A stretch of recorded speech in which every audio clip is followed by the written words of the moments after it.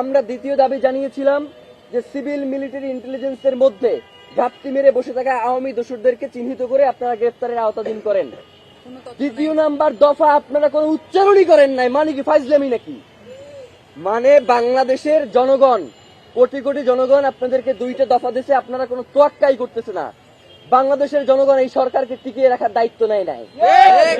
এই সরকার যদি এই বিচার নিশ্চিত না করতে পারে, এই সরকারে থাকবার কোনো দরকার নাই।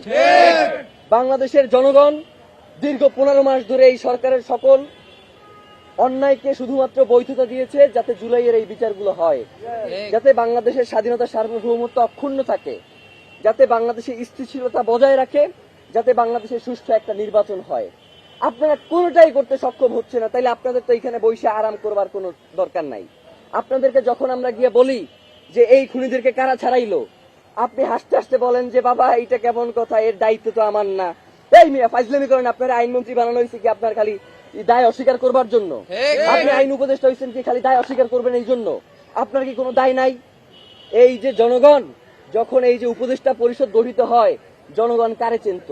জনগণ তো খালি আপনারই চিনত। ডক্টর ইউনূস আসবার পূর্ব পর্যন্ত তো এই উপদেষ্টা পরিষদ কারা কি হবে এই দায়িত্ব তো আপনার উপরেও বর্তায়। তাইলে আপনি এখন যে কথায় কথায় বলেন যে বাবা এইটা তো উচ্চ আদালতের কাজ, এইটা অমুকের কাজ, এইটা তমুকের কাজ, তাইলে আপনার আসলে কি খালি অস্বীকার করাটাই আপনার দায়িত্ব, নাকি আপনি এই